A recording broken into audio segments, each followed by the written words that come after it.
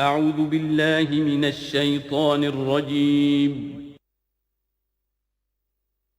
بسم اللہ الرحمن الرحیم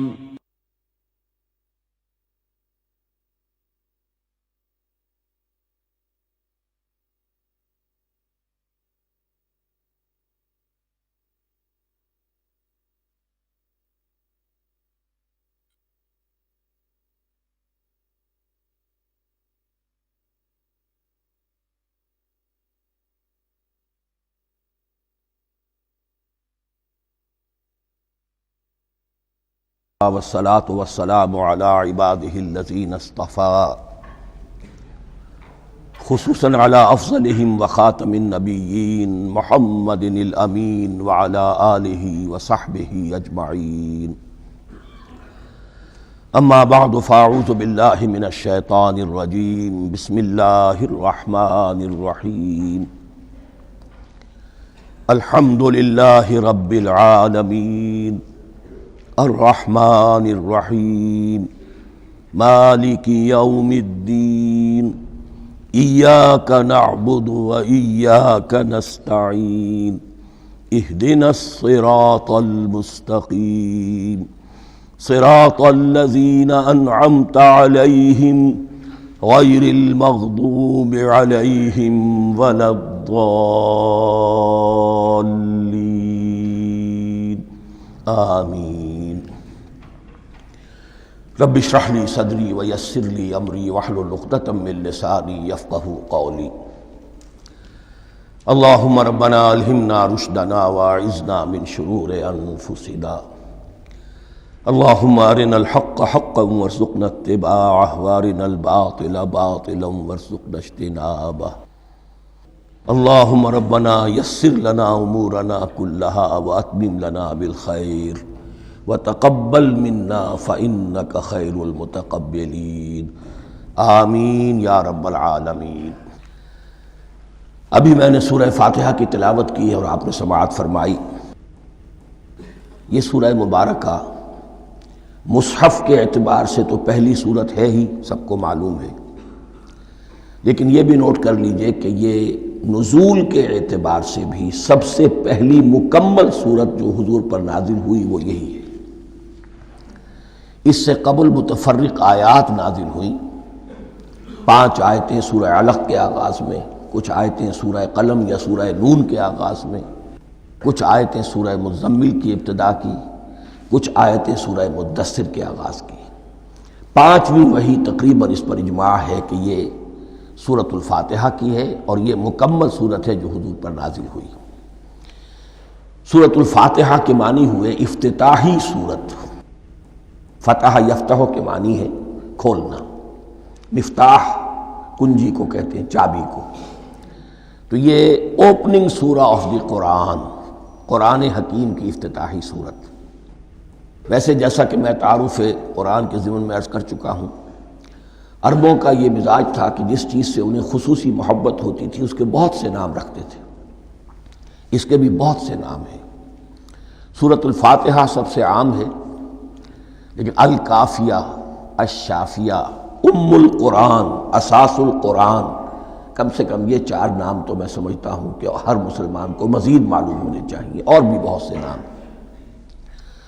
اس سورہ مبارکہ کی بالاتفاق و بالاجماع 7 آیتیں ہیں، اگرچہ ان کی ترتیب میں کچھ اختلاف ہے. ایک رائے یہ ہے، اور یہ رائے امام شافعی کی بھی ہے اور بصرہ کے جو قراء تھے ان کی بھی ہے، کہ آیت بسم اللہ بھی سورہ فاتحہ میں شامل ہے، اس کا جز ہے. وہ اس کو شامل کر کے پھر 7 آیتیں بناتے ہیں.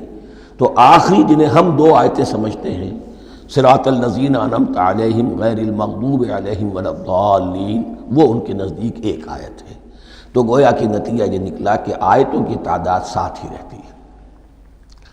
امام ابو حنیفہ رحمۃ اللہ علیہ کا موقف اور کوفے کے جو قراء تھے ان کا بھی موقف یہ ہے کہ آیت بسم اللہ نہ سورہ فاتحہ کا جز ہے نہ کسی اور سورت کا جز ہے، سوائے ایک مقام پر جہاں حضرت سلیمان علیہ السلام کا خط جو ہے نقل ہوا ہے، جو انہوں نے ملکہ سبا کو لکھا تھا انہو من سلیمان و انہو بسم اللہ الرحمن الرحیم.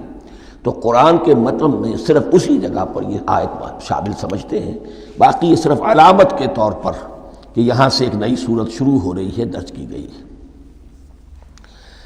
اس سورہ مبارکہ کو الصلاح قرار دیا گیا ایک حدیث میں. اس کا جو اسلوب ہے وہ دعا کا ہے، اور دعا کے ساتھ اس کی جو مناسبت ہے، اور پھر اسی کی وجہ سے ہماری نماز کا یہ جزو لا ینفک بنا دیا گیا. بلکہ ایک حدیث جو میں آپ کو سناؤں گا اس میں اسی کو نماز قرار دیا گیا، الصلاح یہی ہے.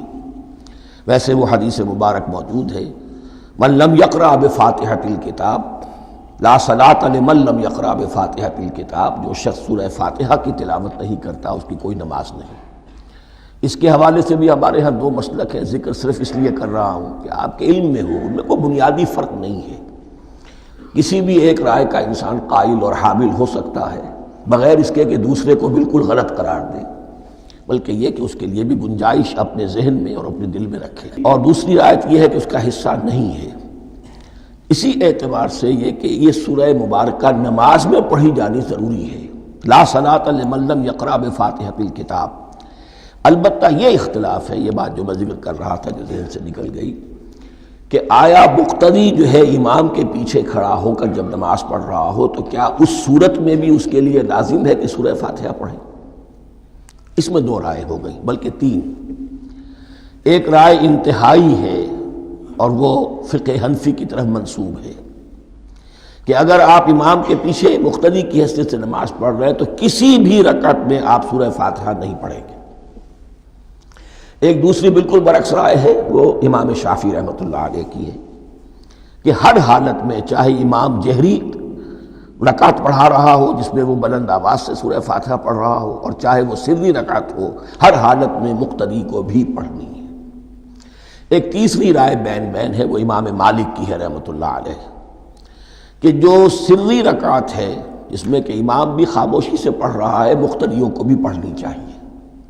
جو جہری رکعت ہے جس میں کہ امام بلند آواز سے پڑھ رہا ہے اس میں مقتدیوں کو خاموش رہ کر پوری توجہ جو ہے سننے پر صرف کر دینی چاہیے. اذا قرئ القرآن فاستمعوا له وانصتوا. جب قرآن پڑھا جا رہا ہو تو پوری توجہ اس کے پڑھنے پر مرکوز کر دو اور خود خاموش رہو.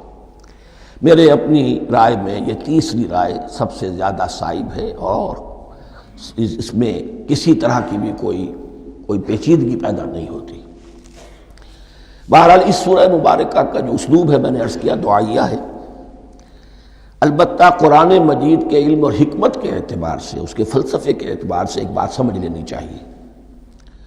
قرآن کا فلسفہ یہ ہے کہ بنیادی ہدایت ہر انسان کے دل میں موجود ہے بالقوہ، پوٹینشلی. یہ جو قرآن مجید یا اللہ کی کتابیں نازل ہوتی ہیں یہ انہیں ایکٹیویٹ کرتی ہیں، وہ اندر کی جو ڈورمنٹ کانشسنس ہے، خابیدہ شعور جو ہے اسے بیدار کر کے، اور پھر یہ کہ اسے اجاگر کرتی ہیں. ہر سلیم الفطرت انسان اور سلیم العقل انسان، دو سلامتی شرط ہیں. سلیم الفطرت، نیچر پرورٹڈ نہ ہو، فطرت مسخ نہ ہو گئی ہو، عقل سلیم ہو. ان دونوں چیزوں کا نتیجہ یہ نکلتا ہے کہ وہ انسان از خود بغیر کسی وحی کی رہنمائی کے، بغیر کسی نبی کی تعلیم کے سے استفادہ کیے ہوئے از خود بھی کچھ حقائق تک پہنچ جاتا ہے. اور وہ حقائق کیا ہیں؟ نمبر ایک یہ کہ اس کائنات کا ایک خالق ہے اور وہ ایک ہے، اور وہ تمام صفات کمال سے متصف ہے. نمبر دو یہ کہ انسان کی زندگی صرف یہ زندگی نہیں ہے بلکہ ایک اور زندگی ہے کہ جس میں اس زندگی کے اعمال کے نتائج برآمد ہوں گے. یہ دو باتیں، اس کی زیادہ وضاحت کے ساتھ جو ہے اس کا تذکرہ آئے گا سورہ لقمان میں، جہاں حضرت لقمان کی شخصیت کا تذکرہ ہے. لیکن یہاں صرف یہ بات سمجھ لیجئے کہ قرآن کا فلسفہ یہ ہے کہ ہر انسان میں، ہر فرد نوع بشر میں جو اپنی ولادت کے وقت مسلم ہوتا ہے. حضور کی حدیث ہے کل مولود یولد علی الفطرہ ابواہ یحودانہ او ینصرانہ او یمجسانہ. ہر بچہ نوع انسانی کا فطرت اسلام پر پیدا ہوتا ہے. وہ فطرت کے اندر وہ ہدایت ودیت ہے۔ اب اگر وہ فطرت بس نہیں ہوئی اور عقل جو ہے وہ صحیح رخ پر کام کر رہی ہے تو ان دو حقائق تک وہ انسان خود پہنچ جائے گا۔ لیکن ان دونوں حقائق تک پہنچنے کے بعد اب وہ دست بستہ دعا کرے گا کہ اے رب اب مزید ہدایت تو مجھے عطا فرما۔ ایک تو یہ کہ میں کیا کروں کیا نہ کروں، میری عقل اس میں ٹھوکر کھا سکتی ہے، میں کسی اچھی چیز کو بری سمجھ سکتا ہوں، کسی بری کو اچھی سمجھ سکتا ہوں، تو مجھے صحیح راستہ، صحیح راہ ہدایت پر چلا۔ یہ دعا ہے جو انسان کرتا ہے جبکہ وہ ایمان باللہ اور ایمان بالآخرہ تک خود پہنچ چکا ہوتا ہے، اور یہ سمجھتا ہے کہ صحیح زندگی کا رخ یہی ہے کہ جس رب کو میں نے پہچانا ہے کہ وہ اس کائنات کا خالق ہے اور مالک ہے اور رب ہے، میں اس کی بندگی کروں، اس کی اطاعت کروں، اس کا حکم مانوں، اس کے راستے پر چلوں۔ لیکن وہ راستہ کون سا ہے؟ اس کے لیے پھر دست بدعا ہوتا ہے کہ پروردگار تو میری رہنمائی فرما۔ یہ مقام ہے کہ جہاں آپ سمجھ لیجئے اپنے آپ کو بھی آج اس جگہ پر تصور کرتے ہوئے پھر اس سورہ مبارکہ کو پڑھیے کہ آپ اس مقام پر اللہ کے فضل و کرم سے پہنچ چکے ہیں کہ اللہ کو آپ نے پہچان لیا اور اس کی توحید کو جان لیا، اس کی جملہ صفات کمال سے آپ واقف ہو گئے۔ آپ یہ بھی جان گئے کہ بڑھ کر اس کے حضور میں حاضر ہونا ہے اور وہ حساب کتاب لے گا۔ پھر آپ نے یہ عہد بھی کر لیا کہ اب زندگی گزارنی ہے اس رب کی بندگی میں، اسی کی فرما برداری میں۔ اب یہاں کھڑے ہو کر آپ پوچھتے ہیں کہ اللہ مجھے وہ تفصیلی ہدایت عطا فرما، ایسا نہ ہو کہ کبھی میں کسی راستے پر چلتا ہوا کسی پگڈنڈی پر مڑ جاؤں اور وہ تھوڑی سی جو ڈیوییشن ہو میرے راستے کی وہ میری عاقبت کو برباد کر دے۔ یک لحظہ غافل گشتم و 100 سال راہم دور شد، اس لیے کہ ہوتا یہی ہے سیدھے راستے سے ذرا سی کوئی پگڈنڈی جو ہے تھوڑے سے اینگل پر نکلی ہے، لیکن جب چلتے جائیں گے آپ تو جتنے آگے بڑھیں گے اس پر، اس راہ صراط مستقیم سے آپ اتنے ہی زیادہ دور ہوتے چلے جائیں گے۔ یہ ہے قرآن مجید کی حکمت اور فلسفے کے اعتبار سے اس سورہ مبارکہ کا مقام۔ اب آئیے ہم بسم اللہ کرتے ہیں۔ بسم اللہ الرحمن الرحیم، شروع کرتا ہوں میں اللہ کے نام سے جو رحمان اور رحیم ہے۔ اس پر کچھ گفتگو ہو چکی ہے تعارف قرآن کے ضمن میں کہ رحمان اور رحیم دو نام ہیں کہ جو رحمت کے مادے سے نکلتے ہیں۔ رحمان میں اللہ تعالیٰ کی رحمت کا جوش ہے، جانی کیفیت، طوفانی کیفیت، اور رحیم میں اللہ تعالیٰ کی رحمت کا دوام اور تسلسل۔ یہ دونوں کیفیات اللہ کی رحمت میں بیک وقت موجود ہیں، جس کا ہم تصور نہیں کر سکتے۔ ہم سمندر کو دیکھتے ہیں، متلاطم سمندر ہے، اس میں ہیجان ہے، طوفان ہے۔ دریا کو دیکھتے ہیں کہ وہ سکون کے ساتھ چل رہا ہے، خاموشی سے چل رہا ہے، بہہ رہا ہے، بس تسلسل کے ساتھ بہہ رہا ہے۔ ہم ان دونوں کیفیات کو علیحدہ علیحدہ دیکھتے ہیں تو ہمارا ذہن ان دونوں کو بیک وقت اس کا تصور نہیں کر سکتا، تخیل ممکن نہیں۔ لیکن اللہ کی رحمت کی یہ دونوں شانیں مستقلاً ہر وقت موجود ہیں، بیک وقت، اسی لیے ان دونوں کے درمیان کہیں حرف عطف نہیں آئے گا۔ بسم اللہ الرحمن الرحیم، الحمدللہ رب العالمین۔ کل حمد، اور حمد کو ذہن میں رکھ لیجئے، حمد مساوی ہے تعریف جمع شکر۔ عام طور پر ترجموں میں ایک لفظ لایا جاتا ہے، کل تعریف اللہ کے لیے، یہ کافی نہیں ہے۔ تعریف آپ کسی شے کی کر سکتے ہیں جس میں کوئی حسن ہے، خوبی ہے، کسی بھی اعتبار سے، خواہ آپ کو اس کے حسن و خوبی سے کوئی فائدہ حاصل نہیں ہو رہا۔ ایک پھول ہے، بہت خوبصورت ہے، بس ٹھیک ہے، خوبصورت ہے، آپ نے کہا، تعریف کر دی۔ شکر کرتے ہیں آپ اس شے کا جس سے آپ کو کوئی فائدہ پہنچا ہو، استفادہ ہوا ہو، آپ کی کوئی ضرورت پوری ہوئی ہو، آپ کی کوئی مشکل رفع ہوئی ہو۔ اور آپ دیکھیں گے کہ حمد میں یہ شکر کا پہلو غالب ہے۔ جتنی بھی دعائیں ہیں حضور سے منقول، شکر کے مقام پر وہاں حمد آتا ہے۔ بھوک لگی ہوئی تھی، کھانا کھایا، الحمدللہ الذی اطعمنی وسقانی۔ اب یہاں دیکھیے ترجمہ تعریف نہیں، شکر ہے اس اللہ کا جس نے مجھے کھلایا اور پلایا۔ آپ بیت الخلاء سے باہر آئے، نجاستیں آپ سے دور ہو گئیں، طبیعت میں انشراح ہوا، الحمدللہ الذی اذھب عنی الاذی وعافانی۔ وہ شکر ہے اس اللہ کا جس نے اذیت بخش چیزیں مجھ سے دور کر دیں اور مجھے عافیت بخشی۔ تو یہ الحمدللہ رب العالمین، اللہ تعالیٰ کا حسن و کمال اور حسن و جمال اپنی جگہ بھی اس انتہا کا ہے کہ جتنی تعریف اس کا حق ہے ہم کر ہی نہیں سکتے، لیکن اس کے احسانات اور انعامات ہم پر اتنے ہیں کہ ہم ان کو بھی گن نہیں سکتے، لہذا ایک ہی احصاء ہم نے کر دیا الف لام کے ساتھ، الحمدللہ رب العالمین، تمام تعریفیں اور کل شکر اللہ کے لیے ہیں کہ جو تمام جہانوں کا پروردگار ہے، رب ہے، مالک ہے۔ رب میں ایک مفہوم ہوتا ہے ربوبیت کا، اور اس میں مفہوم شامل ہوتا ہے تربیت کا، ربیانی صغیرہ۔ تو مالک ہونا اور تربیت دینا، آپ جس شے کے مالک ہوں گے آپ چاہیں گے اس میں بڑھوتری ہو، اس میں اضافہ ہو، وہ نشو و نما پائے، تو یہ دونوں چیزیں آپس میں ایک دوسرے کا جڑی ہوئی ہیں، پروردگار بھی اور مالک بھی۔ عام طور پر عربی میں رب کا لفظ مالک کے لیے آتا ہے، رب البیت، رب الدار، رب المال، تو مالک وہاں پر ظاہر بات ہے کہ اس سے مراد کیا ہے، مال والا، گھر والا، گھر کا مالک۔ تو کل شکر اور کل تعریف اس اللہ کے لیے ہے جو تمام جہانوں کا مالک بھی ہے اور پروردگار بھی ہے۔ الرحمن الرحیم، رحمان ہے اور رحیم ہے، اب دوبارہ اس کی میں وضاحت نہیں کروں گا۔ مالک یوم الدین، یوم دین کا مختار مطلق ہے۔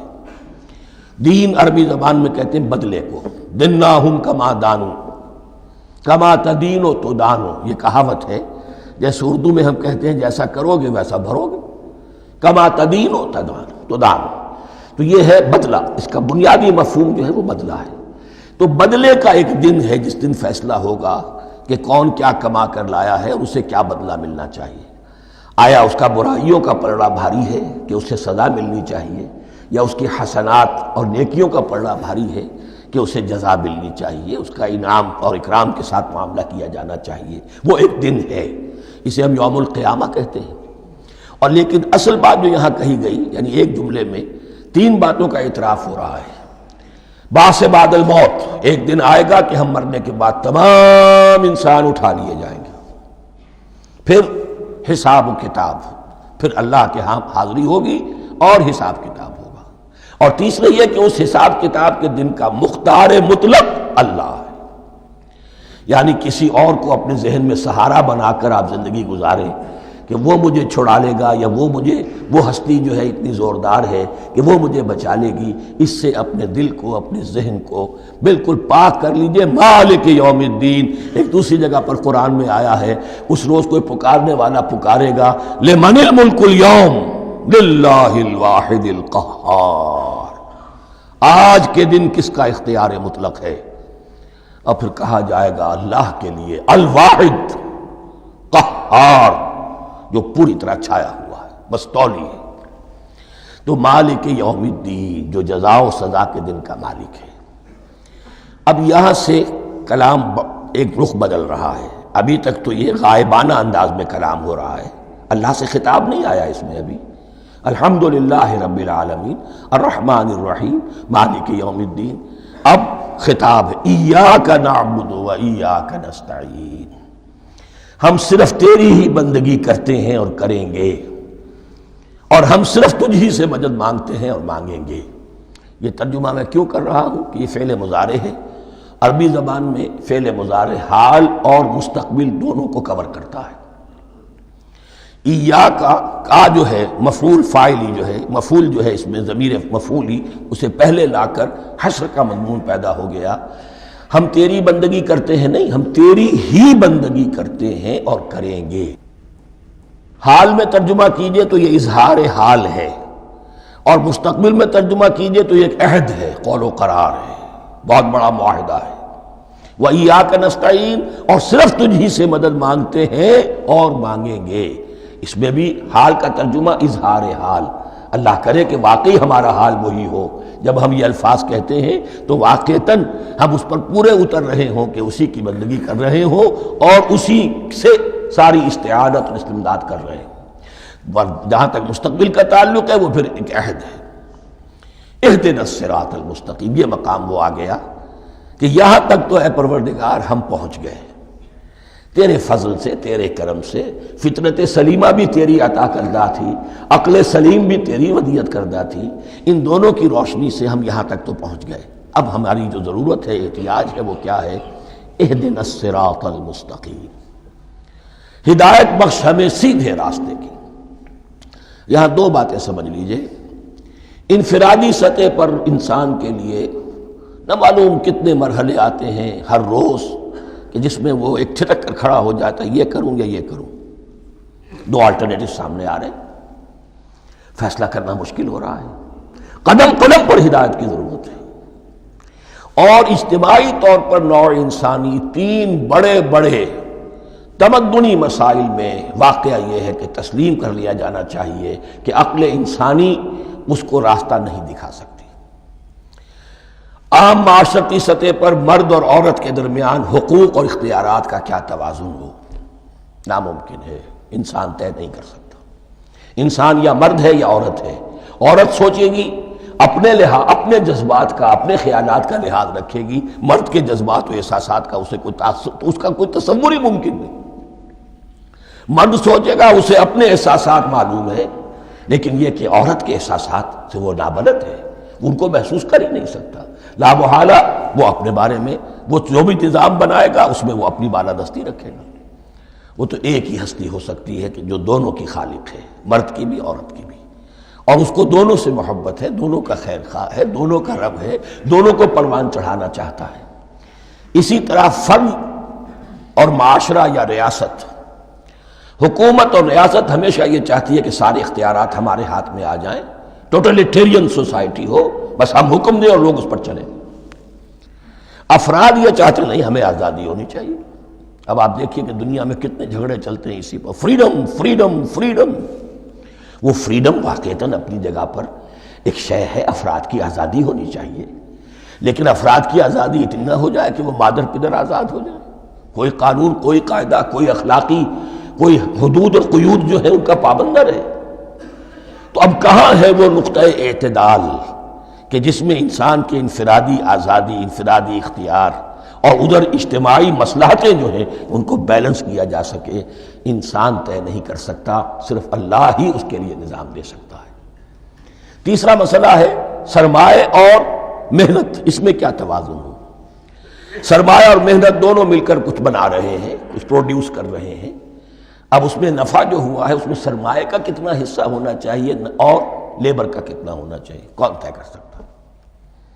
اس کے لیے بھی کہ ایسا نہ ہو کہ سرمایہ داری جو ہے آکاش بیل بن کر پورے معاشرے پر چھا جائے، اور غریب بیچارہ، مزدور بیچارہ، کاشتکار بیچارہ وہ گویا کہ چکی کے دو پارٹوں میں پس کر رہ جائے، اس کی کوئی حیثیت نہ رہ جائے۔ لیکن یہ کہ دوسری طرف اگر یہ کہ مزدور کا جو حق ہے اس سے زیادہ اس کو دے دیا جائے تو سرمایہ جو ہے وہ سکڑ جائے گا، شائی ہو جائے گا، وہ پھر میدان میں نہیں آئے گا۔ کیا کیا جائے؟ کون سا نقطہ عدل و اعتدال ہے؟ یہ تین مسائل ایسے ہیں، اہدنا الصراط المستقیم۔ تو یوں سمجھیے کہ ایک جو بنیادی ہدایت تھی، ایک اللہ کو پہچان لینا، یہ جان لینا کہ کل حسن و جمال اور تمام انعام و اکرام کا منبع اس کی ذات ہے، وہ رحمان ہے اور رحیم ہے، اور یہ جان لینا کہ مرنے کے بعد جی اٹھنا ہے، حساب کتاب ہے، فیصلہ ہوگا جزا و سزا کا، اور مختار مطلق اس دن کا اللہ ہے۔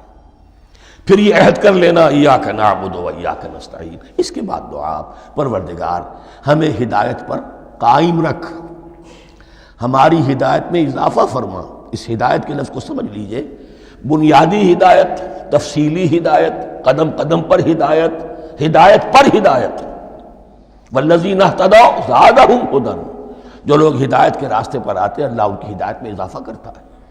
تو یہ قدم قدم پر ہمیں ہدایت کی ضرورت ہے اور مرحلہ وار ضرورت ہے۔ ہدایت اس کو بھی کہتے ہیں کہ کسی نے آپ سے کوئی پتہ پوچھا، آپ نے کہا ادھر جانا، پھر دوسری گلی میں مڑنا، پھر جانا دو تین لائٹیں چلے جانا، پھر مڑنا، وغیرہ وغیرہ، یہ بھی ہدایت ہے، نظری طور پر آپ نے بتایا ہے۔ ایک ہدایت یہ ہوئی کہ بھائی میں چلتا ہوں آپ کے ساتھ، میں آپ کو وہاں تک پہنچا دوں گا تاکہ آپ کو دقت نہ ہو، آپ نے منزل تک پہنچا دیا۔ ان دونوں کے درمیان، یہ تو میں نے ایک فرد کی مثال دی ہے، اللہ اور بندے کے درمیان نہ معلوم کتنے مراحل ہیں ہدایت کے۔ تو کسی وقت بھی انسان اپنے آپ کو ہدایت خداوندی سے مستغنا نہیں سمجھ سکتا، اور نہیں تو پروردگار جو ہدایت دی ہے اس کو ہدایت پر قائم رکھ۔ کیا پتہ شیطان کا کوئی حملہ کیا پتہ ہمارے نفس کی کوئی شرارت کسی ایسے رخ پر ہمیں ڈال دے کہ اب تک کی ساری کمائی بھی ضائع ہو جائے۔ لہذا یہ نہ سمجھیے کہ جب یہ ساری چیزیں ان کو معلوم تھیں، وہ ان چیزوں کا تو اقرار کر رہے، تو اب ہدایت کون سی مانگ رہے ہیں؟ تو ہدایت کا تو بڑا میدان کھلا ہوا ہے، اور اس ہدایت کی وہ جو میں نے آخری شکل آپ کو بتائی ہے کہ منزل مقصود تک پہنچا دے، یہ ہدایت بھی قرآن مجید میں اس معنی میں بھی لفظ آیا ہے کہ اہل جنت جب جنت میں داخل ہوں گے تو جو ترانہ حمد ان کی زبان پر اس وقت ہوگا وہ کیا ہے؟ الحمدللہ الذی ہدانا لہذا وما کننا لنہتدی لولا ان ہدانا اللہ۔ کل شکر اللہ کا جس نے ہمیں یہاں تک پہنچا دیا، ہدایت دی یہاں تک پہنچا دیا، اور ہم ہرگز نہ پہنچ پاتے، ہم ہرگز ہدایت یافتہ نہ ہو سکتے اگر اللہ ہی ہمیں ہدایت نہ دیتا۔ اہدنا الصراط المستقیم، سیدھا راستہ، صراط الذین انعمت علیہم، اب اس کی مزید وضاحت ہے، راستہ اس کا ان لوگوں کا جن پر تیرا انعام ہوا۔ یہ کون لوگ ہیں؟ اس کی وضاحت آپ کو ملے گی سورہ نساء میں، من یطع اللہ والرسول فاولئک مع الذین انعم اللہ علیہم من النبیین والصدیقین والشہداء والصالحین۔ چار طبقات ہیں منعم علیہم جن پر اللہ کا انعام ہوا ہے۔ چوٹی پر انبیاء کرام، اس کے بعد صدیقین کرام، اس کے بعد شہداء عظام، اس کے بعد عام صالح مسلمان، صالح ہو۔ یہ بیس لائن ہے، اس سے اوپر کا درجہ شہداء کا ہے، اس سے اوپر کا درجہ صدیقین کا ہے، اور پھر اس سے اوپر کا درجہ انبیاء کا ہے۔ انبیاء میں سے پھر وہ بھی ہوتے ہیں کہ جو اولو العزم میں من الرسل ہیں، لیکن یہ چار طبقات ہیں، ان کے راستے پر ہمیں چلا۔ غیر المغضوب علیہم ولا الضالین، جو مغضوب علیہم نہیں ہوئے، جن پر تیرا غضب نہیں ہوا، اور غضب ہوتا ہے ان پر کہ جو ہدایت کے واضح ہونے کے بعد ہدایت کو ترک کر دیں، وہ ہے مغضوب علیہم۔ جنہیں ہدایت مل گئی ہو، ہدایت کو پہچان لیا ہو، پھر اپنی شرارت نفس کی وجہ سے، اپنی نفسانیت کی وجہ سے، اپنے تکبر کی وجہ سے، اپنے حسد کی وجہ سے وہ اس حق کو رد کر دیں، اس کو ترک کر دیں، ان پر اللہ کا غضب آتا ہے۔ اور اس میں اس کی بہت بڑی مثال تاریخ کے اعتبار سے یہودی ہیں۔ اللہ نے انہیں ہدایت دی، کتابیں عطا کی، تورات، انجیل، زبور، سینکڑوں نبی ان میں مبعوث کیے، 1400 برس تک نبوت کا تار ٹوٹا ہی نہیں، مسلسل۔ ابتدا میں بھی 2 نبی، موسیٰ اور ہارون، اور اختتام پر بھی 2 نبی، عیسیٰ اور یحییٰ علیہم السلام، اور ان کے مابین کوئی لمحہ نہیں آیا ہے تاریخ بنی اسرائیل میں جبکہ کوئی نہ کوئی نبی موجود نہ ہو۔ لیکن انہوں نے اپنی شرارت نفس کی وجہ سے ہدایت تورات سے بھی منہ موڑا، اور پھر سب سے بڑی بات یہ کہ ہدایت محمدی سے، ہدایت قرآنی سے بھی صلی اللہ علیہ وسلم منہ موڑا، وہ ہے مغضوب علیہم ولا الضالین، اور نہ ہی گمراہ ہوئے۔ یہ لفظ جو آتا ہے عربی زبان میں گمراہ کا بھی ہے اور تلاش حق میں بھٹکنے والے کا بھی ہے۔ ایک وہ شخص ہے جس پر حق ابھی واضح نہیں ہوا، وہ تلاش میں ہے، اس کے لیے بھی ضال کا لفظ آئے گا۔ اسی طرح کوئی شخص کسی کے عشق اور محبت میں ایسا ہو جائے، دیوانہ ہو جائے، اس کو بھی ضال کہتے ہیں، یعنی اس کے اوپر جذبات کا اتنا غلبہ ہو گیا ہے کسی کی محبت اور عشق کی بنا پر۔ تو حضور کے لیے یہ لفظ آیا ہے وَوَجَدَكَ ضَالًّا فَهَدَىٰ، اور یہ تو سورۃ الضحیٰ ہے، اکثر بیشتر لوگوں کو یاد ہوگی۔ تو یہ جو ضال کا لفظ ہے، اس میں سمجھ لیجئے ضروری نہیں ہے کہ وہ گمراہ ہو، بلکہ وہ بھی کہ جو ابھی راہ ہدایت کی طلب میں، اس کے حصول کے لیے اس کی تلاش میں کوشاں ہیں، اور وہ بھی کہ جو کسی مغالطے کی وجہ سے حق سے منحرف ہو جائے۔ یہ بھی جان لیجئے کہ ایک ہے بدنیتی، تکبر، حسد، حق کو جان کر پہچان کر رد کر دینا یا چھوڑ دینا یا ترک کر دینا۔ ایک ہے کسی غلطی میں، کسی جذبات کے اندر آ کر، کسی غلو کے اندر مبتلا ہو کر اور حق سے منحرف ہو جانا۔ اس کی جو سب سے بڑی مثال ہے وہ نصارہ ہے، عیسائی ہے۔ حضرت مسیح کو انہوں نے مانا لیکن غلو کیا، یہ لفظ آئے گا آگے، لا تغلو فی دینکم، اپنے دین میں غلو نہ کرو۔ جیسے ہمارے ہاں بھی بعض لوگ ہیں جو حضور صلی اللہ علیہ وسلم کی تعریف میں، حضور صلی اللہ علیہ وسلم کے ساتھ اپنی محبت کے اظہار میں غلو کر جاتے ہیں۔ یہ انتہا درجے کو ہو گیا تھا حضرت مسیح علیہ السلام کے ماننے والوں میں، اور اس کی بنا پر انہوں نے تثلیث کا عقیدہ ایجاد کر لیا اور حضرت مسیح علیہ السلام کو اللہ کا بیٹا بنا دیا۔ تو اس کی سب سے بڑی مثال ضالین کی اس اعتبار سے کہ ہدایت پانے کے بعد کسی بدنیتی سے نہیں بلکہ کسی اچھے جذبے میں غلو کی وجہ سے رسول سے محبت کرنا تو اچھا جذبہ ہے، لیکن یہ محبت بھی ایک حد میں رہنی چاہیے۔ غلو کرے گی تو ظاہر بات ہے کہ اس کے بعد وہ گمراہی کی طرف لے جائے گی۔ تو یہ ہے اس سورہ مبارکہ کا ترجمہ، اور اس کے بعد آخر میں آمین کہنا یہ مسنون بھی ہے، کہنا چاہیے۔ البتہ اختلاف یہاں بھی صرف اتنا ہے کہ نماز میں جب آپ امام کے ساتھ ہیں، وہ اگر جہری قرات کر رہا ہے تو آیا اس کے بعد آپ کو بھی بالجہر کہنا ہے آمین یا نہیں کہنا، یہ اختلاف ہے، ان میں کوئی فرق واقع نہیں ہوتا۔ یہ چیز متفق علیہ کہ کہنا ہے آمین، بلکہ یہ آمین تو یہودیوں میں ہے، یہ آمین جو ہے یہ عیسائیوں میں بھی ہے۔ ان کی بھی جو پریئر لارڈس پریئر ہے اس کے بعد آمین، وہ آمین کہتے ہیں، وہ فرق وہ لفظ ایک ہی ہے، اس لیے کہ عبرانی زبان اور عربی زبان یا تو ہم یہ کہہ سکتے ہیں کہ دونوں بہنیں ہیں، کوئی ایک مشترک زبان تھی ان کی ماں جس کی یہ دو بیٹیاں ہیں، اور یا یہ کہنا پڑے گا کہ عربی زبان کی ماں جو ہے وہ عبرانی زبان ہے۔ بہرحال بڑا قریبی رشتہ عربی کا اور عبرانی کا ہے، اس اعتبار سے وہ آمین۔ اب آپ کو معلوم ہے ہم السلام علیکم وہ کہتے ہیں، وہ سلام کہتے ہیں، فرق کیا ہے؟ وہ تو تلفظ کا فرق ہے۔ اسی طریقے سے اور بہت سے الفاظ ہیں، میں بعد میں بتا۔ اب میں اس سورہ مبارکہ کے بارے میں خاص حدیث آپ کو سنانا چاہتا ہوں، اور اسی سے در حقیقت جو امام ابو حنیفہ کا موقف ہے رحمۃ اللہ علیہ، اس کی حقانیت مزید مبرہن ہو جائے گی۔ یعنی کیا کہ آیت بسم اللہ سورہ فاتحہ کا جز نہیں ہے۔ سورہ فاتحہ الحمدللہ رب العالمین سے شروع ہوتی ہے۔ وہ میں آپ کو بتانا بھول گیا کہ جن کے نزدیک یہ سورت کا جز ہے وہ پھر جہری قرات میں بسم اللہ الرحمن بھی بلند آواز سے کہیں گے، اور جن کے نزدیک یہ سورہ فاتحہ کا جز نہیں ہے وہ نہیں کہیں گے، وہ الحمدللہ رب العالمین سے قرات کریں گے۔ تو کوئی فرق نہیں ہے بنیادی۔ یہ حدیث جو ہے یہ مسلم شریف میں ہے اور حدیث قدسی ہے۔ اس کے راوی حضرت ابو ہریرہ ہیں رضی اللہ تعالی عنہ، اور اس حدیث نے اس سورت کے مضامین کا نہایت عمدہ تجزیہ کر دیا ہے۔ حدیث کے الفاظ سن لیجئے، قسمت الصلاۃ بینی و بین عبدی نصفین۔ اللہ تعالیٰ فرما رہے ہیں، حدیث قدسی ہے، میں نے نماز کو، صلاۃ کو اپنے اور اپنے بندے کے درمیان آدھا آدھا تقسیم کر لیا۔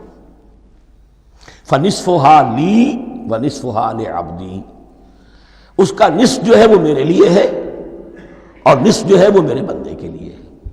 وَلِعَبْدِي مَا سَأَلَ، اور جو میرے بندے نے مانگا میں اسے دوں گا، میرا وعدہ ہے یا میں نے اسے دیا۔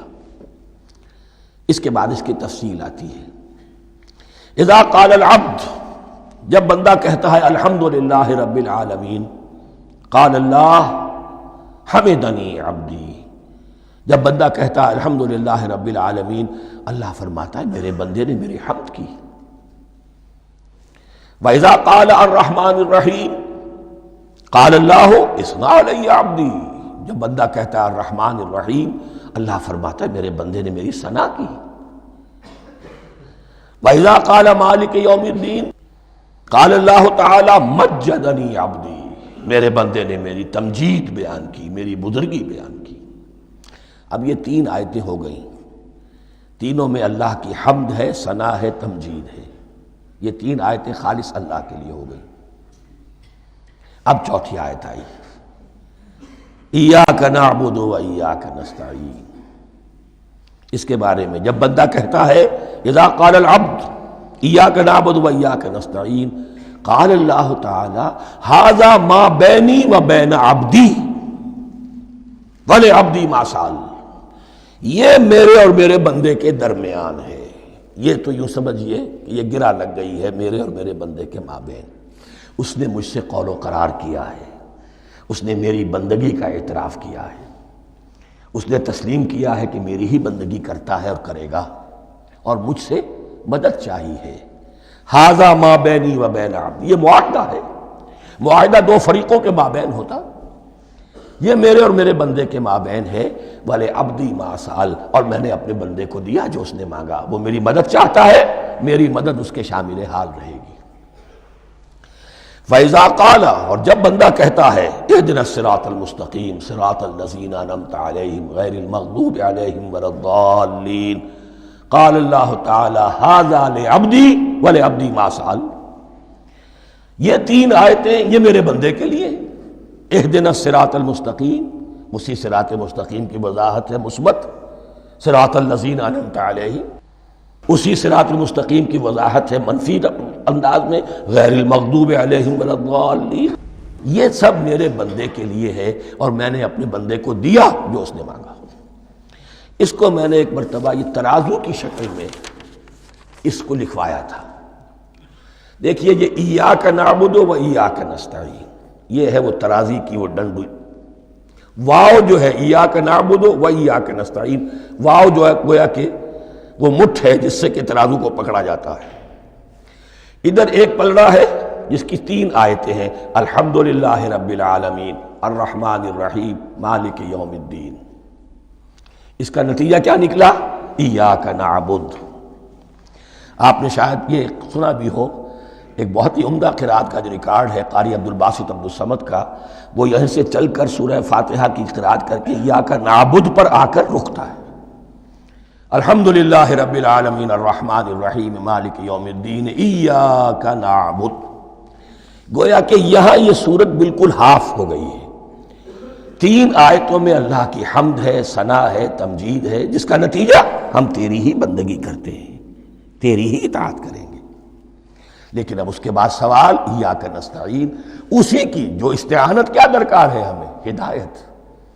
ہدایت سب سے بڑی استعانت ہے، ہدایت ہی تو سب سے بڑی مدد ہے۔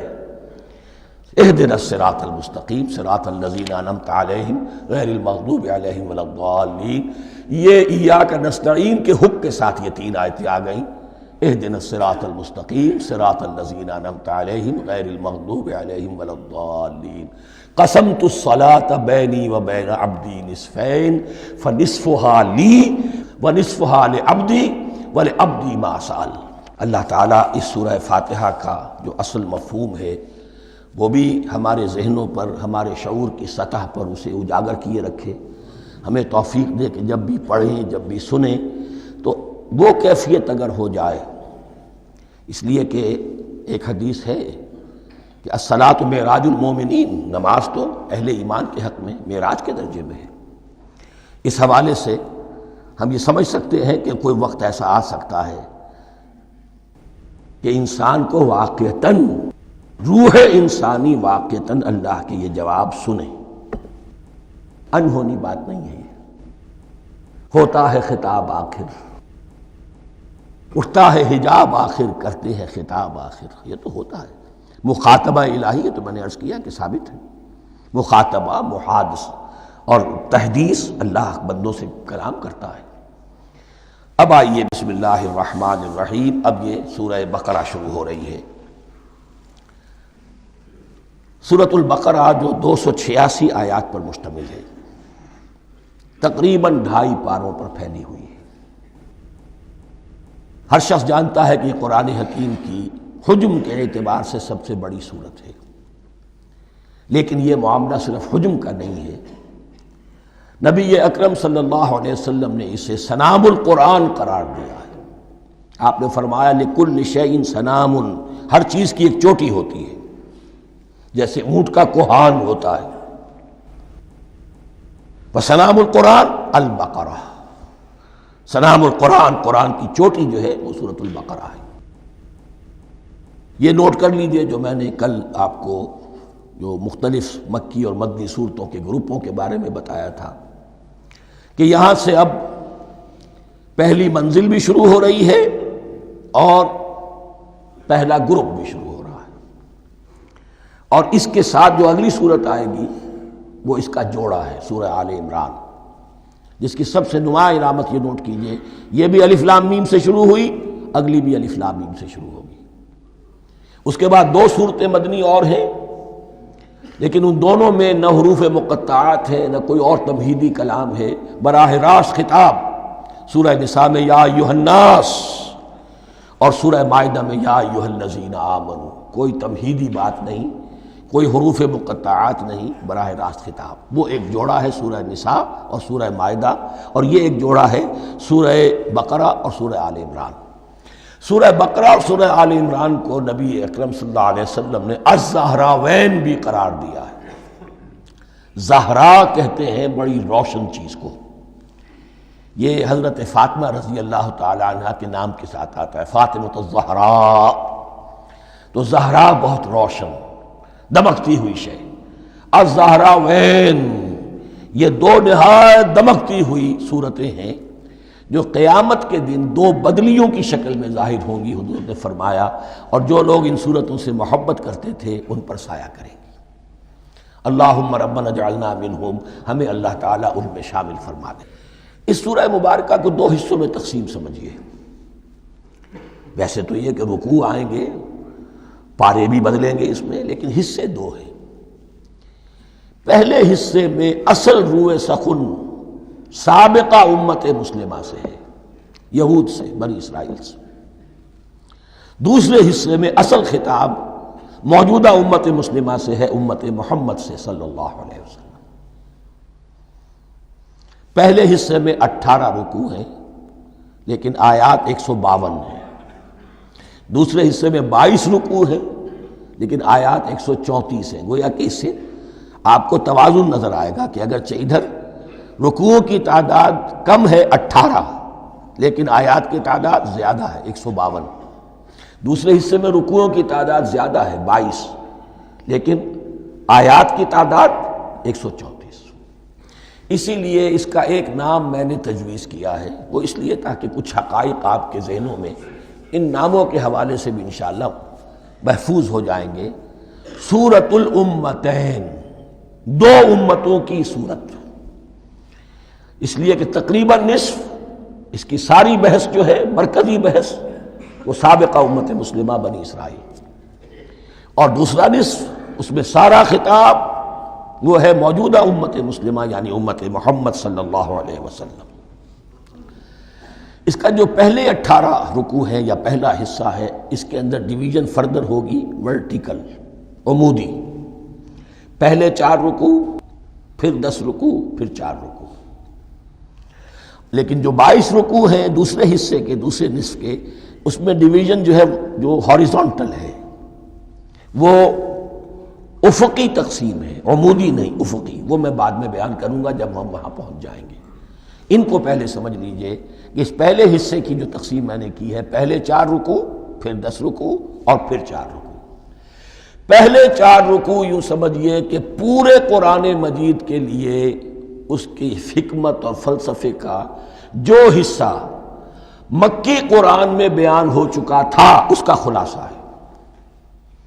جب یہ صورت نازل ہو رہی ہے تو یہ تو مدینہ میں حضور تشریف لا چکے ہیں، 12-13 سال جو ہیں گزر چکے ہیں، اور ان 12-13 سالوں کے دوران 2/3 قرآن نازل ہو چکا ہے۔ اس میں جو بھی حکمت، فلسفہ اور بنیادی دعوت، یہ جو چیزیں مکی قرآن میں بیان ہوئیں، ان کا خلاصہ نچوڑ نکال کر یہاں 4 رکوعوں میں رکھ دیا گیا۔ اگرچہ ان میں بھی جب گہرائی میں آپ دیکھیں گے تو روح سخن جو ہے وہ بنی اسرائیل کی طرف ہے، وہ میں بعد میں عرض کروں گا، لیکن اضافی طور پر یہ سمجھ لیجئے کہ پورے مکی قرآن کے حکمت اور پیغام کا خلاصہ ان 4 رکوعوں میں۔ پھر 10 رکوع ہیں جن میں براہ راست خطاب ہے سابقہ امت مسلمہ، یا بنی اسرائیل۔ اس کے بھی 2 حصے ہیں۔ پہلے ایک رکوع میں دعوت ہے، بڑا انداز اس کا بڑا پیارا ہے، اس میں دعوت ہے، ایمان لاؤ محمد پر صلی اللہ علیہ وسلم۔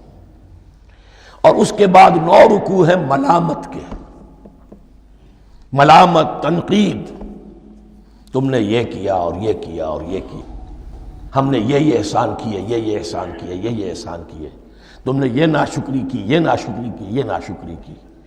اور اس سب کا نتیجہ آخری 4 رکوعوں میں ہے کہ اب تمہیں اس منصب سے معزول کیا جا رہا ہے جس پر تم 2000 برس تک فائز رہے ہو، اور تمہیں ہٹا کر اب ایک نئی امت محمد کی شکل میں جو وجود میں آ چکی ہے صلی اللہ علیہ وسلم، اسے اس پر فائز کیا جا رہا ہے۔ اور اس کی علامت کے طور پر اسے میں کہا کرتا ہوں کورونیشن، تاج پوشی. ایک امت معذور، دوسری امت اس کا نسب ہو رہا ہے، اس کی تاج پوشی کے لیے سمبل، علامت کیا ہے؟ قبلہ تحویل. وہ قبلہ یروشلم سابقہ امت کا قبلہ اب ادھر رخ نہیں ہوگا، اب اہل توحید کا قبلہ یہ مکے کی طرف ہوگا، بیت اللہ کی طرف ہوگا. تو تحویل قبلہ کا مضمون ہے جو ان 4 رکوعوں میں آتا ہے. تو یہ میں نے تھوڑی سی تمہید جو ہے آپ کے سامنے رکھ دی ہے. اب بسم اللہ کیجئے. بسم اللہ الرحمن الرحیم. الف لام میم. الف لام میم یہ حروف مقطعات ہیں، یہ علیحدہ علیحدہ پڑھے جاتے ہیں، علم نہیں پڑھ سکتے اس کو. الف لام میم، ہا میم ہے، ہا علیحدہ میم علیحدہ، اگرچہ لکھے ہوئے ہوتے ہیں جڑے ہوئے. کاف ہا یا عین صاد لکھے ہوئے جڑے ہوئے، پڑھے جائیں گے علیحدہ علیحدہ. قطع علیحدہ کرنا.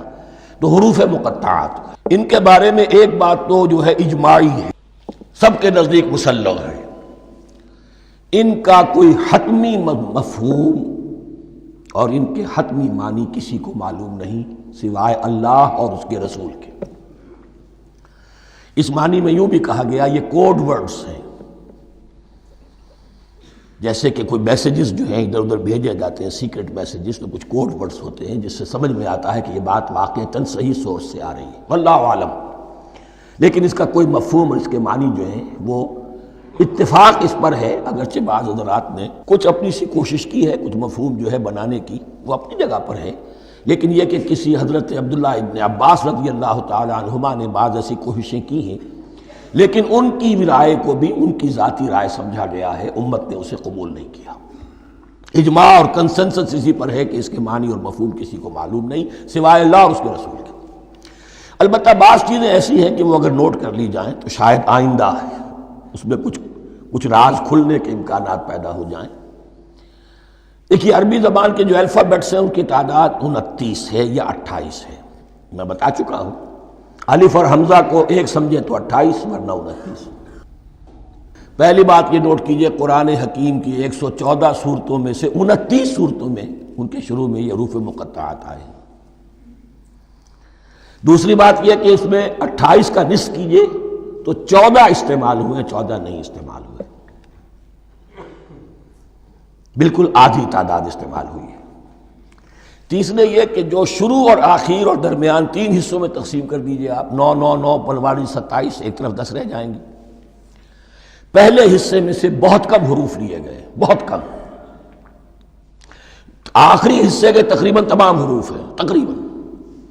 درمیانی حصہ وہ ہے کہ جس میں آپ نے دیکھا ہے کہ عربی میں جوڑوں کی شکل میں ہے، صاد ضاد، فرق کیا ہے نقطے کا، سین شین فرق کیا ہے نقطوں کا، را زا فرق کیا ہے نقطے کا.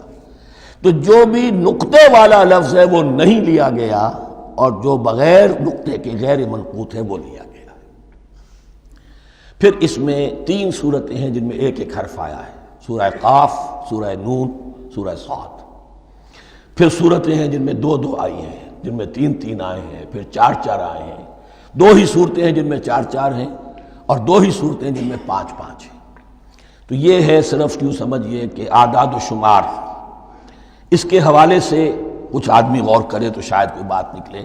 باقی وہ مثال میں آپ کو بتا دیتا ہوں کہ حضرت عبداللہ ابن عباس نے ایک رائے ظاہر کی کہ الف لام میم در حقیقت ایک جملے کا خلاصہ ہے. انا اللہ اعلم، پہلا لفظ انا اس کا الف لے لیا، درمیانی لفظ اللہ اس کا درمیانی لام لے لیا، تیسرا لفظ اعلم یہ آخری لفظ ہے، آخری حرف میم لے لیا. انا اللہ اعلم، میں اللہ جانتا ہوں، واللہ اعلم، واقعتاً اللہ ہی جانتا ہے. یہ حضرت عبداللہ ابن عباس کی رائے ہے، لیکن اگرچہ انہیں حبر الامت مانا گیا ہے، لیکن یہ کہ ان کی اس رائے کو بھی اکثر و بیشتر مفسرین نے قبول نہیں کیا. اب جو پہلے 2 رکوع ہیں اس سورہ بقرہ کے، ان کے بارے میں تعویل عام اور تعویل خاص کا ایک بڑا بنیادی فرق ہے جو نوٹ کر لینا چاہیے. جس وقت یہ صورت نازل ہو رہی ہے، میں عرض کر چکا ہوں کہ 12 سال ہو چکے تھے حضور کو اپنا فریضہ نبوت و رسالت ادا کرتے ہوئے. ایک جماعت اچھی بھلی تیار ہو چکی تھی جنہوں نے حضور کی دعوت پر لبیک کہا، ایمان لائے اور آپ کی تعلیمات پر عمل کیا۔ وہ ایک گروہ موجود تھا، یہ ابو بکر ہے، یہ عمر ہے، یہ عثمان ہے، یہ طلحہ ہے، یہ زبیر ہے، یہ عبد الرحمن ابن عوف ہے، یہ مصعب بن عمیر ہے، دیکھ لو۔ اور ایک گروہ وہ تھا کہ جو حق کو جان کر پہچان کر محض اپنی ضد اور ہٹ درمی کی باعث وہ کفر پر اڑ گیا تھا۔ اور اب ایک تیسرا گروہ پیدا ہو رہا تھا مدینے میں آ کر، وہ ابھی ایمبریونک سٹیج میں ہے، کہ جو داعی ہے، مدعی ہے کہ ہم مانتے ہیں لیکن حقیقت میں نہیں مانتے۔ یہ تین قسم کے گروہ دنیا میں ہمیشہ پائے جائیں گے، ہمیشہ۔ اب میں اس کو لا رہا ہوں تعویل عام کی طرف۔ جب بھی کبھی کوئی دعوت اٹھے گی انقلابی، ایک ہوتا ہے واعظ و نصیحت، ٹھیک ہے، جس نے بھی فائدہ اٹھایا اٹھا لیا۔ ایک ہوتی ہے دعوت انقلابی، وہ انقلابی دعوت کا ہدف ہوتا ہے نظام کو بدلنا۔ نظام بدلتا ہے تو ظاہر بات ہے کہ جو لوگ اس نظام میں جن کے ویسٹڈ انٹرسٹ ہیں اور جن کو پریولیجز حاصل ہیں، جن کے مفادات ہیں، وہ تو لازماً اپنے نظام کا تحفظ کریں گے۔ ٹکراؤ ہوگا، تصادم ہوگا، تصادم میں جانی نقصان بھی ہوگا، مالی نقصان بھی ہوگا۔ یہ گویا کہ کسی انقلابی دعوت کے لوازم ہیں۔ اگر یہ شے نہ ہو تو دعوت انقلابی ہے ہی نہیں۔ اس اعتبار سے ہر انقلابی دعوت کے جواب میں تین طبقے پیدا ہو جاتے ہیں۔ ایک وہ کہ جو اس دعوت کو قبول کرتے ہیں دیانت کے ساتھ، خلوص کے ساتھ، اخلاص کے ساتھ، اور پھر پوری جواں مردی کا ثبوت دیتے ہیں، ہر چہ بعد آباد، اب جو آئے سو آئے، جان دینی پڑے حاضر ہیں، مال دینا پڑے حاضر ہیں، کوئی تکلیف آئے، کوئی مشقت آئے، کوئی مصیبت آئے، کوئی قربانی کرے، حاضر۔ جب پکارا گیا واپس نہیں پھیرا کوئی فرمان جنوں کا، اور تنہا نہیں لوٹی کبھی آواز جرس کی۔ خیریت جاں راحت تن صحت داماں، سب بھول گئیں مصلحتیں اہل ہوس کی۔ ایک وہ لوگ ہوتے ہیں، ایک وہ لوگ ہوتے ہیں کہ جو اڑ جاتے ہیں ضد پر، ہٹ درمی پر، ماننے کے باوجود، جاننے کے باوجود کہ بات تو ٹھیک ہے جو کہہ رہے ہیں، کیسے مان لیں؟ ہماری سیادت، ہماری چودراہٹ، ہمارے مفادات، ہمارے یہ ساری چیزیں، ان سب کے اوپر زد پڑ رہی ہے۔ یہ لوگ اڑ جاتے ہیں، اور پھر کوئی دعوت، کوئی نصیحت، کوئی مزید افہام و تفہیم ان کے حق میں مفید نہیں ہوتی۔ اس لیے کہ صحیح بات ہے جو کہتے ہیں کہ سوتے کو تو جگایا جا سکتا ہے، جاگتے کو کیسے جگائیں؟ کوئی سویا ہوا ہے تو آپ اسے جگا دیں گے، جو جاگا ہوا ہے لیکن وہ بنا ہوا ہے، وہ اٹھنے کو تیار ہی نہیں ہے، تو آپ کیسے اٹھا دیں گے اس کو؟ تو جو لوگ جان بوجھ کر حق کو پہچان کر رد کر دیتے ہیں، پھر ان کے حق میں کوئی دعوت، کوئی نصیحت، کوئی تبلیغ، کوئی انذار، کوئی تبشیر مفید نہیں ہوتی۔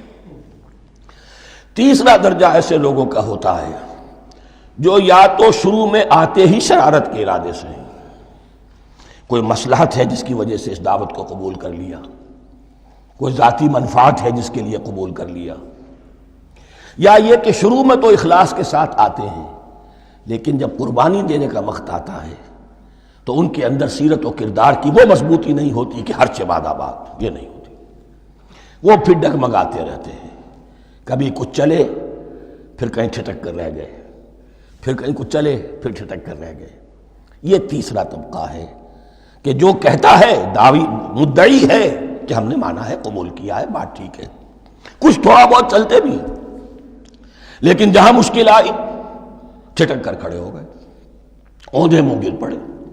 یہ تیسرا طبقہ ہے۔ اس کے لیے لفظ ہمارے ہاں منافقین بھی ہے، لیکن اس رکوع میں آ کر، ابھی ان 4 رکوعوں میں نہیں بلکہ سورہ بقرہ میں مکمل میں بھی کہیں نفاق کا لفظ نہیں آیا ہے، اس لیے کہ اسے مرض سے تعبیر کیا گیا۔ یہ مرض ہے ایک، اور اس مرض کے ذریعے سے لوگوں کے اندر جو ہے وہ ایک نفاق کا بیج پڑ رہا ہے، جو ظاہر ہوگا تو منافقت پوری کی پوری کھل کر سامنے آ جائے گی۔ روگ ہے انسانی شخصیت کا، اس حوالے سے وہ تیسری، اور یہ چونکہ اہم ترین حصہ تھا، اور یہ مرض اب شروع ہو رہا تھا، مدینے میں، مکے میں نہیں تھا، لہذا زیادہ تفصیل سے اس کے بارے میں گفتگو ہوئی۔ اب ان 2 رکنوں کا سلسلے وار مطالعہ انشاءاللہ اس دوسری نشست میں کریں گے۔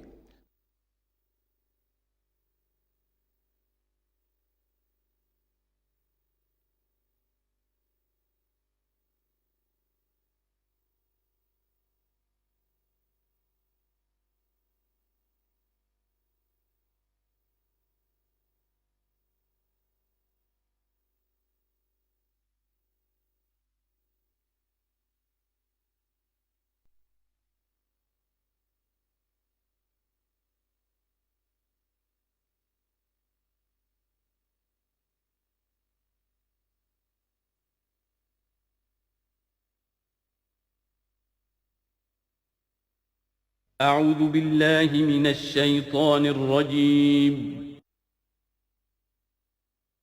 بسم الله الرحمن الرحيم.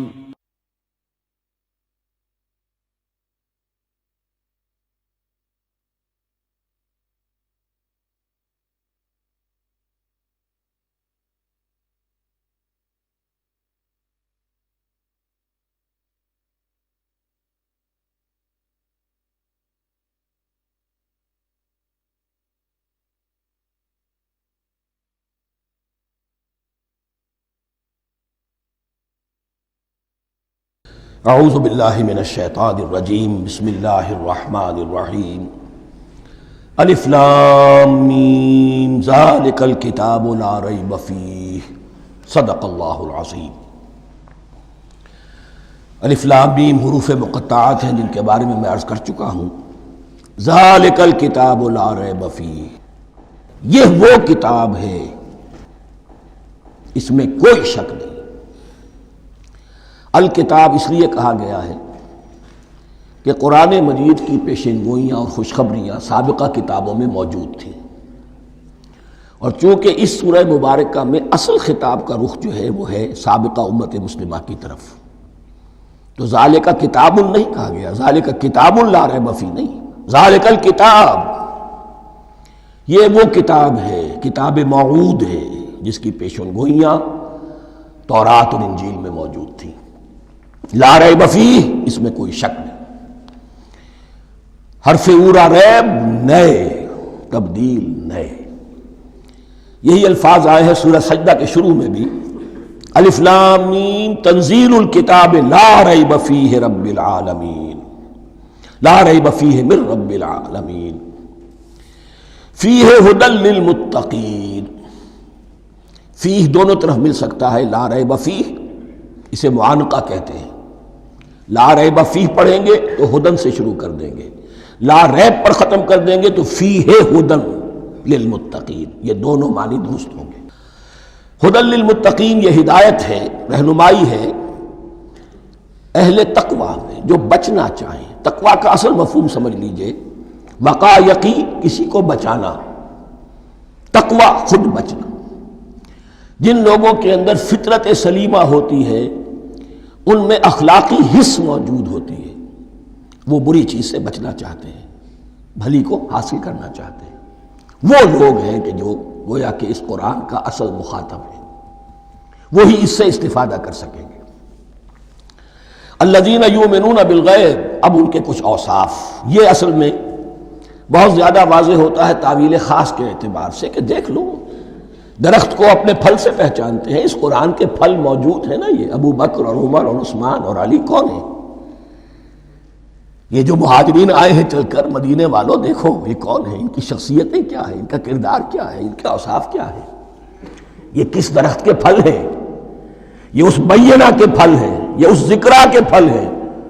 بینہ رسول من اللہ یتلو صحفا مطہرۃ فیہا کتب قیمہ، یہ اس شجرہ مبارکہ کے پھل ہیں، دیکھ لو ان کے کیا شب و روز ہے۔ الذین یؤمنون بالغیب، جو غیب پر ایمان رکھتے ہیں۔ تعویل عام کے اعتبار سے اس کا بہت اہم مفہوم ہوگا، جو یہ طے کر لے کہ سوائے مادے کی دنیا کے مجھے اس سے آگے جانا ہی نہیں، unless I can verify۔ آپ کو معلوم ہے کہ میٹیریل جو حقائق ہے وہ تو آپ ویریفائی کر سکتے ہیں، آنکھ سے دیکھ سکتے ہیں، کان سے سن سکتے ہیں، ویریفائڈ ہے۔ جو یہ سمجھ لے گا کہ اس کے بیونڈ کچھ نہیں ہے، اس کے لیے قرآن میں کوئی ہدایت نہیں۔ ہدایت قرآنی کا نقطہ آغاز یہ ہے کہ انسان یہ سمجھ لے کہ جو اصل حقیقت ہے وہ مستور ہے، نگاہوں سے چھپی ہوئی ہے، سامنے جو کچھ نظر آ رہا ہے۔ ایک انگلستان کے بہت بڑے فلسفی کی کتاب کا عنوان ہے appearance and reality, reality and appearance, Bradley کی کتاب۔ اپیئرنس جو کچھ نظر آ رہا ہے یہ حقیقت نہیں، حقیقت اس کے پیچھے ہے۔ اور کنفیوشس کا ایک جملہ ہے جو بہت بڑا حکیم اور فلسفی تھا، چین کا بہت بڑا حکیم اور فلسفی، اور ہو سکتا ہے کہ نبی ہو، واللہ عالم، ہم کہہ نہیں سکتے۔ اس کی تعلیم بڑی اخلاقی تعلیم ہے، اور اس کا جملہ سنیے، یہ یؤمنون بالغیب کی اس سے زیادہ صحیح تشریح ممکن نہیں ہے۔ There are certain things, there's no real, there's nothing more real than what cannot be seen. And there's nothing more certain than what cannot be heard. وہ حقائق جو آنکھوں سے نہیں دیکھے جا سکتے اور کانوں سے نہیں سنے جا سکتے، ان سے زیادہ یقینی اور واقعی حقائق اور کوئی نہیں. There's nothing more real than what cannot be seen, and there's nothing more certain than what cannot be heard. الذین یؤمنون بالغیب ویقیمون الصلاۃ، نماز قائم کرتے ہیں. ومما رزقناہم ينفقون، اور جو کچھ ہم نے انہیں دیا ہے اس میں سے خرچ کرتے ہیں، خیر میں، بھلائی میں، نیکی میں، ابنائے نو کی حاجات کو رفع کرنے میں، لوگوں کی تکلیفیں دور کرنے میں، خود اللہ کے لیے، اللہ کی رضا جوئی کے لیے، اللہ کو قرض حسنہ دیتے ہوئے. والذین یؤمنون بما انزل الیک وما انزل من قبلک، اور وہ کہ جو ایمان رکھتے ہیں اس پر بھی جو آپ پر نازل کیا گیا ہے محمد صلی اللہ علیہ وسلم، اور اس پر بھی کہ جو آپ سے پہلے نازل کیا گیا. یہ بہت اہم الفاظ ہیں، اس لیے کہ عام طور پر آج کل ہمارے ہاں یہ خیال پھیلا ہوا ہے کہ یہ تورات اور انجیل کے پڑھنے کا کوئی فائدہ نہیں، کوئی ضرورت نہیں. کوئی ضرورت نہیں کی حد تک تو شاید بات صحیح ہو، لیکن کوئی فائدہ نہیں، یہ بالکل غلط ہے. یہ ابتدا ہے قرآن کی، اور کس قدر اہتمام کے ساتھ کہا جا رہا ہے. ایمان صرف قرآن پر نہیں، اس پر بھی کہ جو اس سے پہلے نازل کیا گیا. اور سورہ نساء کی آیت، اور سورہ نساء نازل ہوئی ہے کہیں جا کر سن 6 ہجری میں. یا ایھا الذین آمنوا آمنوا باللہ ورسولہ والکتاب الذی نزل علی رسولہ والکتاب الذی انزل من قبل.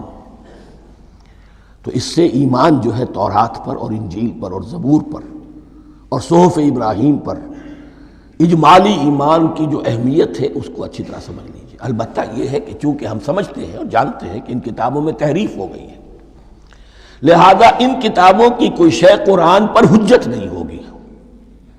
جو چیز قرآن سے ٹکرائے گی ہم اس کو رد کر دیں گے. ان کتابوں کی کسی شے کو دلیل کے طور پر نہیں لائیں گے.